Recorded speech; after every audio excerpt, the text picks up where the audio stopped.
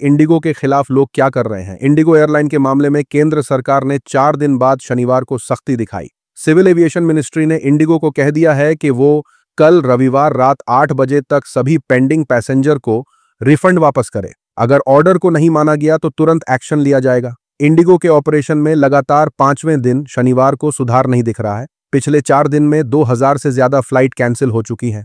रोजाना average 500 flight late हो रही हैं। ये देखिए, इंडिगो की फ्लाइट्स कैंसिल होने से कर्नाटक के हुबली में मेघा क्षीरसागर और संगम दास अपनी ही शादी के रिसेप्शन में नहीं पहुंच सके। उन्होंने भुवनेश्वर से वीडियो कॉन्फ्रेंस के जरिए मेहमानों का स्वागत किया। उनकी जगह माता पिता स्टेज पर थे। सोशल मीडिया पर इतिहासकार अशोक कुमार पांडे ने ब्रिटिश नागरिक की नाराजगी का वीडियो डालकर कहा, देश का डंका देश के एक एयरपोर्ट पर बजाते हुए एक फ्रेंच नागरिक। इस कार्यक्रम के प्रायोजक हैं इंडिगो और भारत सरकार।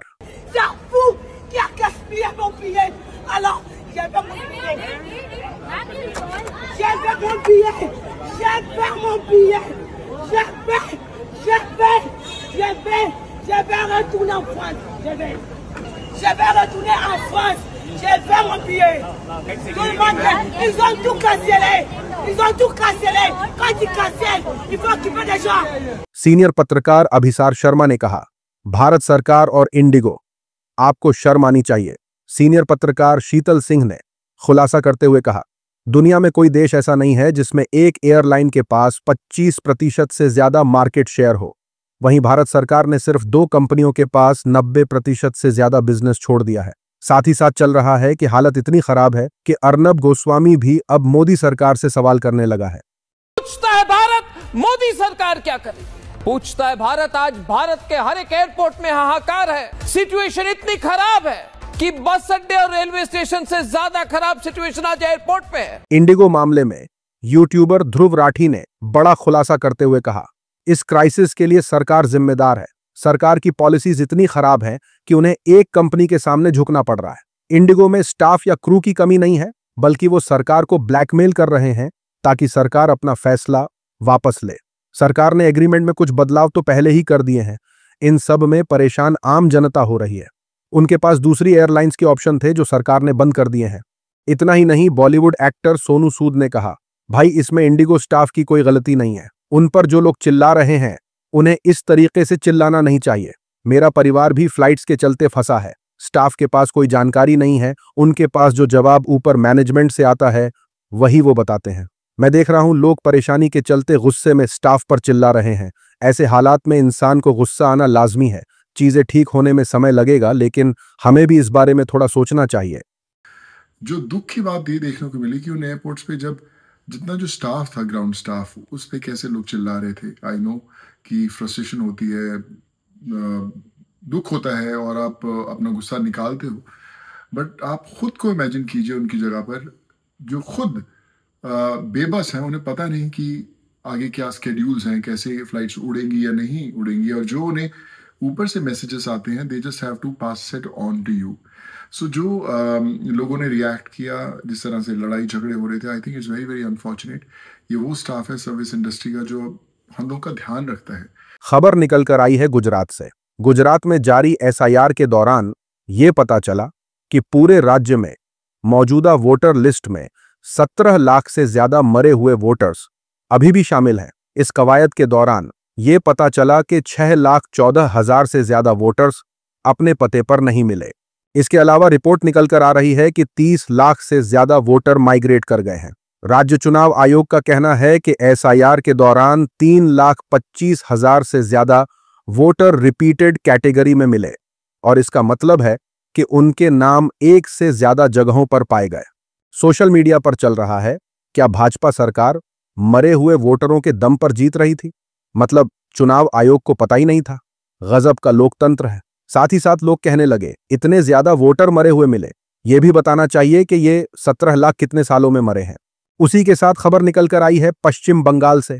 पश्चिम बंगाल की रहने वाली सोनाली खातून और उनके 8 साल के बेटे साबिर को बांग्लादेश से भारत लाया गया है। दिल्ली में कबाड़ बीनकर गुजारा करने वाली सोनाली, दानिश और साबिर को 17 जून को गैर कानूनी तरीके से भारत में रहने वाली बांग्लादेशी होने के शक में पकड़ा था।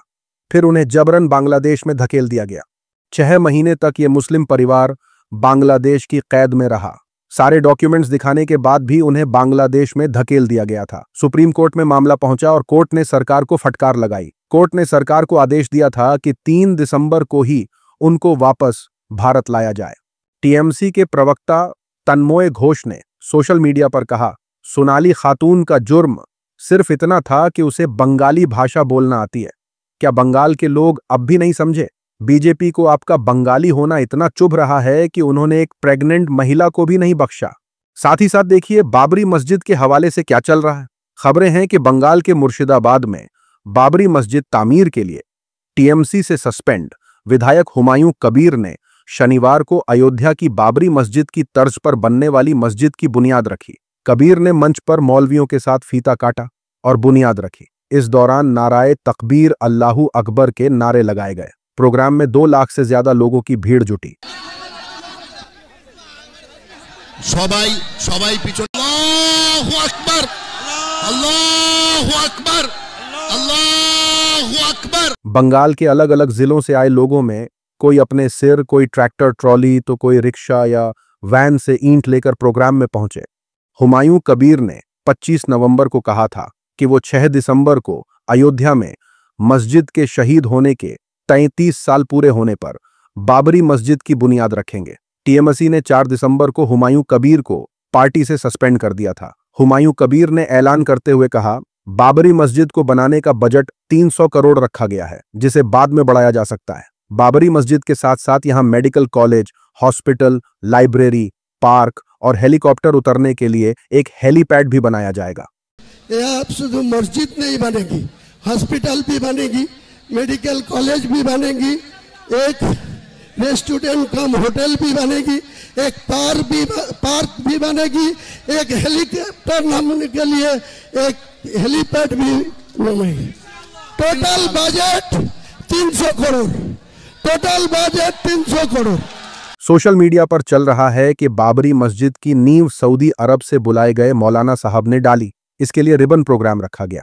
साथ ही साथ लोग कहने लगे, ये गेम प्लान के तहत हो रहा है। सुप्रीम कोर्ट की तरफ से 5 एकड़ जमीन दी गई, अगर मस्जिद बनाना है तो वहां पर बनाएं। हुमायूं कबीर जो पहले बीजेपी में रह चुके हैं, फिर टीएमसी से सस्पेंड हो चुके हैं। ये है प्लान बी बंगाल के लिए। मुसलमानों को समझना होगा। साथ ही साथ खबर निकलकर आई है तमिलनाडु से। हुआ ये कि जब एक हिंदू शख्स धार्मिक यात्रा करते हुए तमिलनाडु पहुंचा तो मांस की दुकान देखकर हैरान रह गया। उसने मांस की दुकान पर जाकर पूछा कि आप यहां खुलेआम गाय का मांस बेच रहे हो? कोई रोकता नहीं है। दुकान वाले ने कहा, रोकेगा कौन? यहां सबसे ज्यादा मांस खाने वाले ईसाई हैं और हिंदू हैं। यहां तीसरे नंबर पर मुसलमान आते हैं। हिंदू शख्स ने कहा, यह सुनकर मेरा बहुत दिल दुखा कि यहां के 70% हिंदू लोग गाय का मांस खाते हैं। आईटी सेल में सन्नाटा है।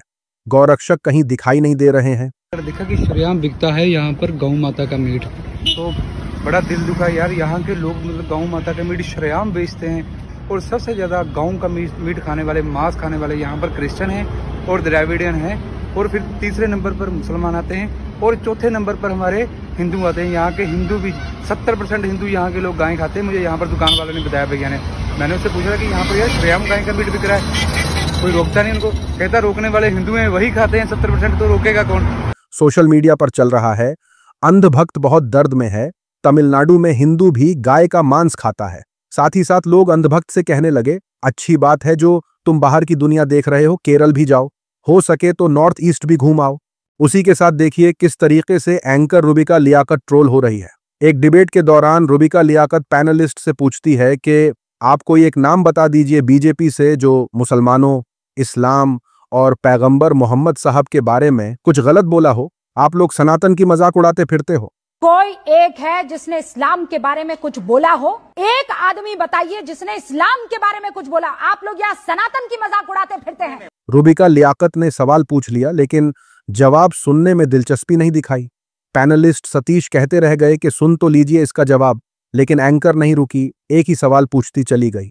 सोशल मीडिया पर यह देखकर फिल्म क्रिटिक कमाल आर खान ने कहा, यह औरत तो पूरी तरह पागल हो चुकी है, इसका दिमाग खराब है, इसको कोई जल्द से जल्द मेंटल हॉस्पिटल में भर्ती करवाओ। साथ ही साथ लोग कहने लगे, वो हॉस्पिटल में डॉक्टरों को पागल बना देगी।